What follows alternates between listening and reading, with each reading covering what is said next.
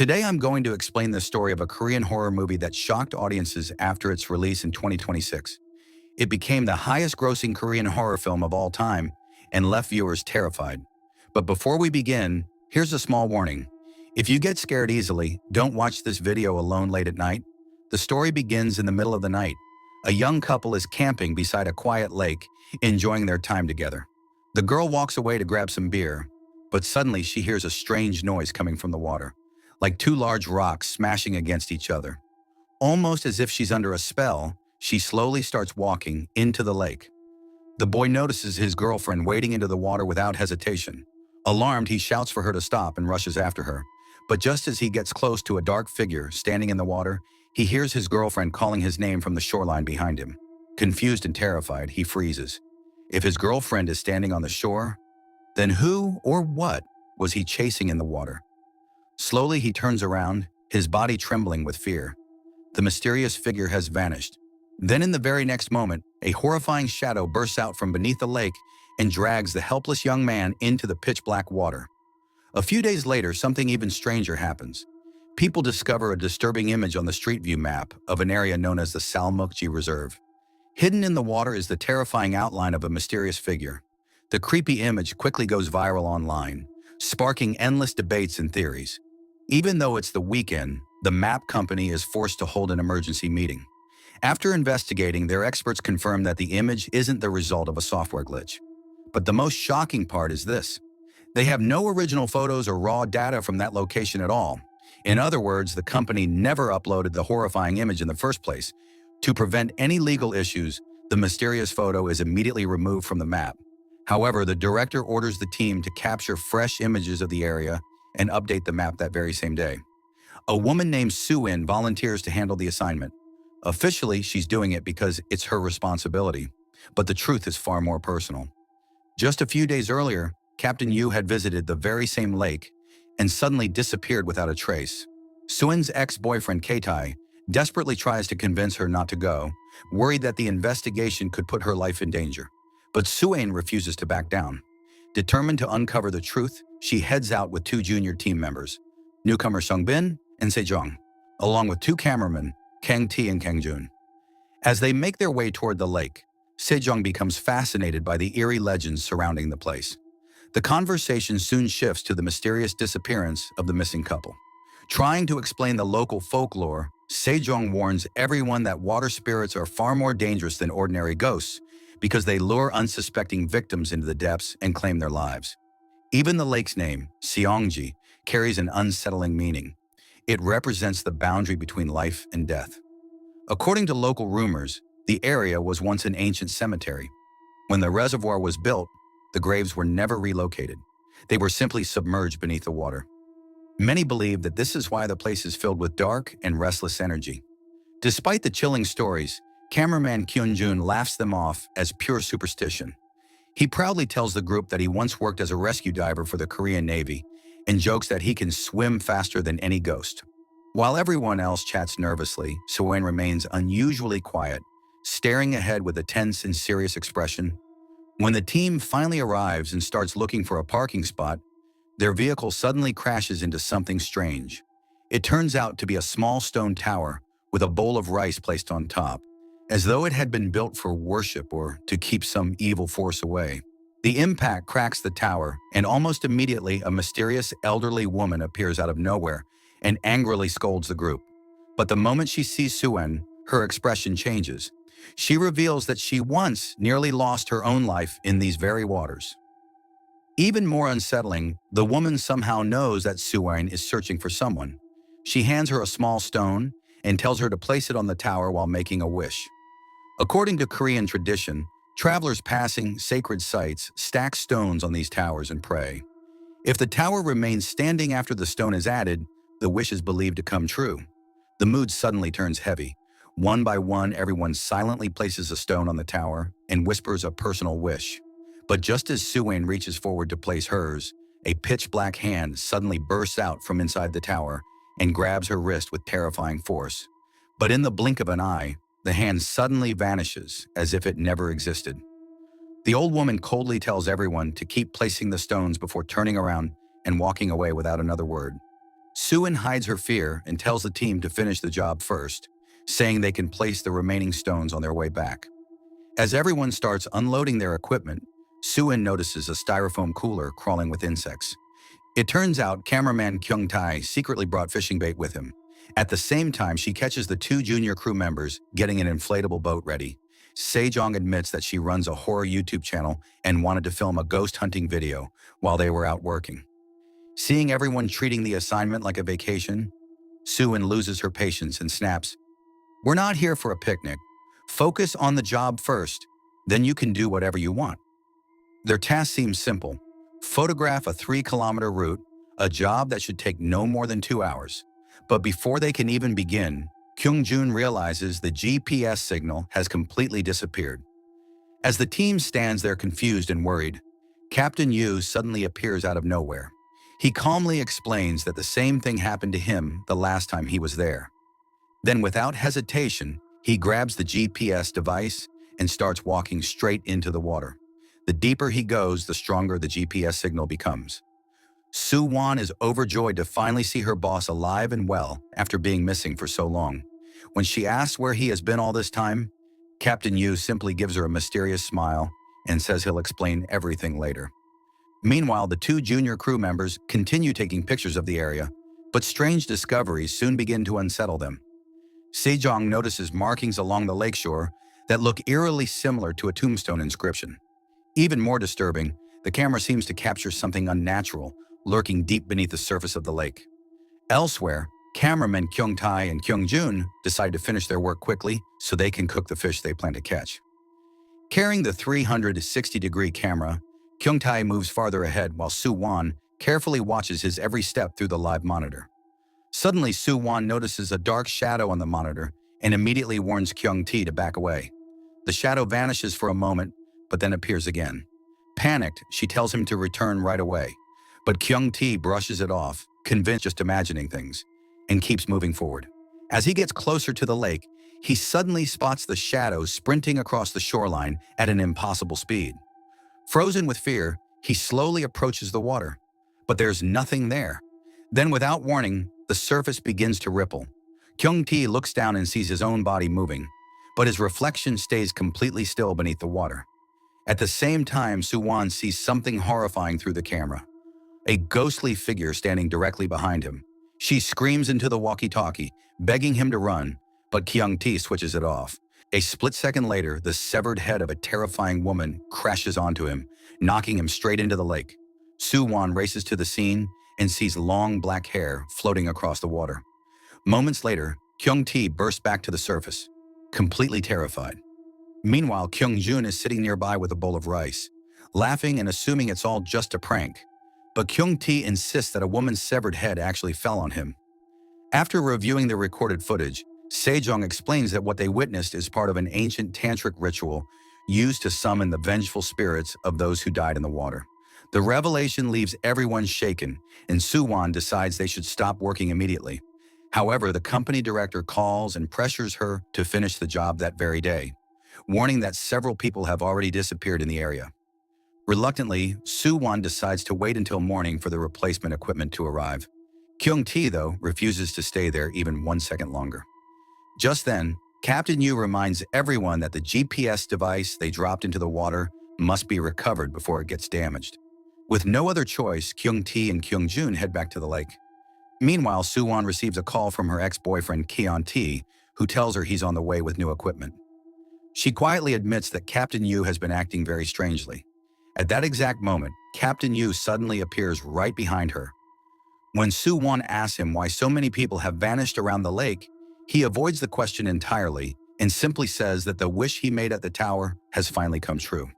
As darkness falls, Sejong starts using a ghost detector app to hunt for paranormal activity for her YouTube channel. At the same time, Captain Yu and Kyung Tae mysteriously disappear, and all communication with them is lost.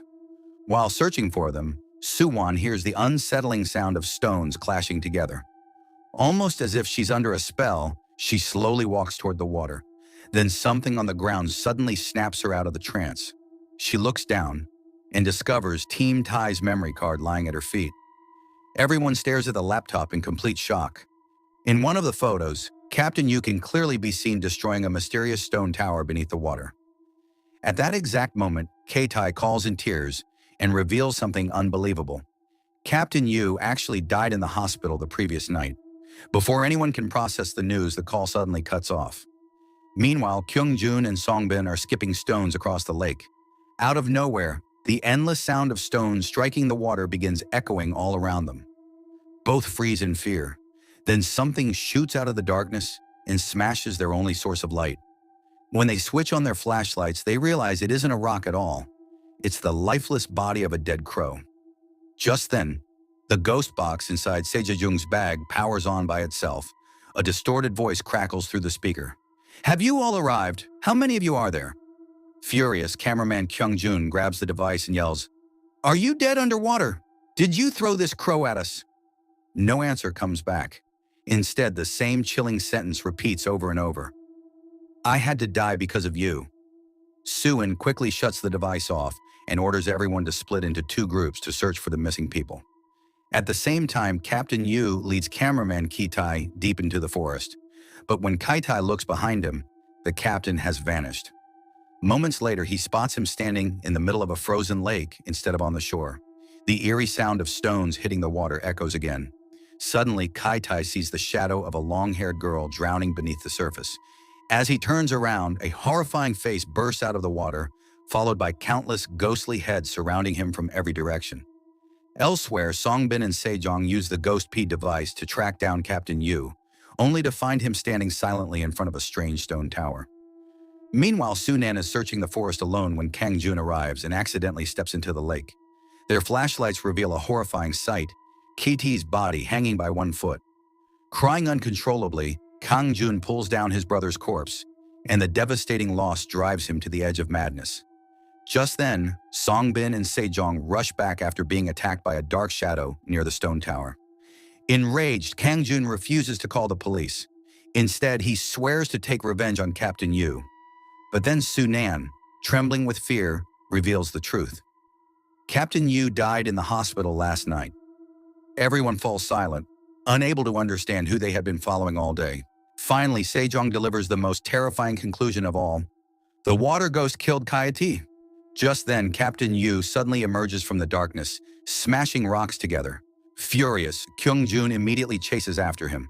The captain dives straight into the deep waters of the lake, seemingly trying to lure him in. Without thinking twice, Kyung-jun jumps in after him. But when he finally catches up, he realizes it's not Captain Yu at all. It's nothing more than a lifeless corpse floating beneath the surface. Before he can swim away, the terrifying water ghost grabs hold of him and drags him into the darkness below. Meanwhile, Suin and the others are completely terrified and rush back to their car. As they prepare to leave, Sejong notices something disturbing. The stone tower they saw earlier has mysteriously vanished. They start driving away, but the navigation app suddenly glitches. No matter which direction they take, they somehow end up right back where they started. Confused and frightened, they stop at an intersection. Out of nowhere, a hand violently slams against the car window. Everyone screams in panic. But to their surprise, it's Suin's ex-boyfriend, Keitai. Looking completely shaken, he asks, "What are you guys doing here?" The moment they see him, the illusion around them disappears. They suddenly realize that the lake is directly in front of the car. If they had driven just a little farther, they would have plunged straight into the water. Keitai explains that his own car is stranded nearby. He also remembers the mysterious Amma warning him that no one who enters this lake has ever made it back alive. Believing the legend, Keitai suggests rebuilding the stone tower and making a vow to escape. But Songbin dismisses the idea as nothing more than superstition and insists they should light a fire instead to attract help. At that moment, Suin asks everyone what they originally wished for when they placed their stones on the tower. Songbin admits he wished for wealth. Sejong quietly reveals that she never made a wish because she was too scared. Hearing this, Suin's face suddenly turns pale. She explains that her own wish has already come true. She wished to see Captain Yu again. Captain Yu's wish was also granted. That's when Suin pieces together the horrifying truth. This cursed place only fulfills wishes related to bringing back the dead. She realizes that Amma's daughter had actually died many years ago. Amma encouraged people to place stones on the tower because she desperately wanted to see her daughter's ghost once again. Captain Yu managed to free himself by destroying the underwater stone tower. But even after escaping, he eventually died in the hospital. According to Suin, the only way to survive now is to find the stone tower and destroy it completely. The problem is, it has vanished. Songbin believes this is just another trick by the evil force, trying to lure them back into the water. As fear and suspicion grow among the group, Suin and Keitai head to the car to grab some water. Left alone, Sejong breaks down in tears and finally confesses to Songbin that the wish she made was simple but dangerous. She had wished that, just once in her life, she could see a real ghost. Sangbin tells everyone there's only one way to survive. They have to leave Suin and Keitai behind and escape on their own. He believes Suin is either a ghost or possessed by a dark spirit because she was the one who insisted they stay at the lake and later told everyone to split up. Sejong wants to wait until sunrise, but Sangbin points at the car's clock. It's frozen at 1:30 a.m. That can only mean one thing: time itself has stopped in this cursed place. Panic takes over. The two jump into the car and speed away, leaving Suin and Keitai behind. Suin and Keitai chase after them but can't catch up. As they drive, a huge splash of water suddenly crashes onto the windshield. Then an unbelievably horrifying head crawls down from the roof and presses itself against the glass. Songbin slams on the accelerator, and somehow they make it onto what looks like a highway. There they spot a police officer. Desperate for help, Songbin begs him to rescue Suin and Keitai. The officer calmly says his patrol car's battery is dead and asks if he can ride with them instead. He gets into the back seat to take their statement and casually asks Sejong, "What time did you arrive here? And how many people are with you?" The moment Sejong hears those words, chills run through his entire body. They're the exact same words that came from the ghost box earlier. When the officer slowly turns around, his eyes glow a terrifying blood red. At the same time, Sangbin switches on the headlights and freezes in horror. They're not on a highway at all. They're parked at the edge of the same black lake where everything began. No one knows how long they've been sitting there. Sangbin desperately tries to open the door, but it won't budge. Then the police officer inside the car suddenly transforms into a horrifying ghost. Meanwhile, Suin discovers Sejong's iPad deep inside the forest.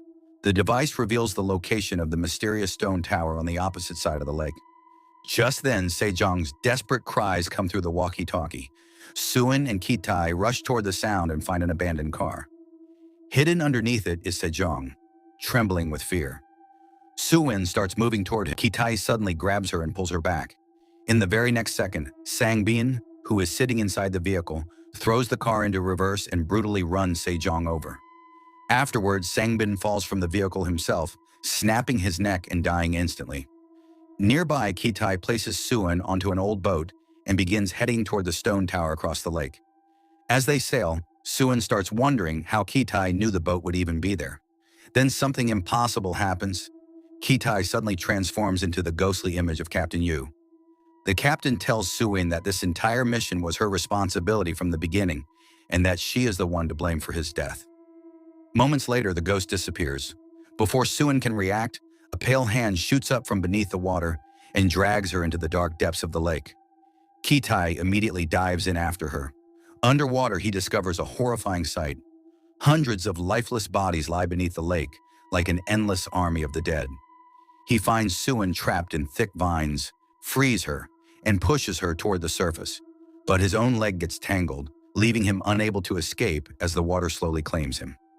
Back on shore, Suin desperately begins destroying the stone tower. Suddenly, a ghostly figure emerges from inside and starts pulling her toward it. With all the strength she has left, Suin yanks on the tower's rope. The ritual rice bowl instantly turns pitch black before shattering into pieces, causing the entire tower to collapse. Moments later, Keitai climbs out of the lake and finds Suin sitting silently by the shore, completely motionless. Several days pass. Keitai gradually pushes the nightmare out of his mind and returns to work, believing it's finally over. But then the company director casually reveals a shocking truth that makes his blood run cold. Captain Yu never died in the hospital. He actually drowned in Lake Salmokji a long time ago and was only taken to the hospital afterward for official paperwork. That means Suin's theory was completely wrong. Destroying the stone tower never freed Captain Yu's spirit. Just then, Suin arrives at the office and admits she's too scared to stay home by herself. Not wanting to frighten her even more, Kitai keeps the truth about Captain Yu's death to himself. But inside, his mind is falling apart. He feels powerless against the terrifying mysteries surrounding him. Then, without warning, black water begins spreading across the office floor beneath his feet. In the blink of an eye, the entire office disappears. Kitai suddenly finds himself standing once again in the middle of the freezing Lake Salmokji, as though he had never escaped. Standing directly in front of him is Suin. She slowly reveals her true form, an evil spirit. With a chilling smile, she whispers, "Never trust anything here." And with that haunting final twist, the movie comes to an end. Let me know your thoughts. Also subscribe to this channel for more stories like this.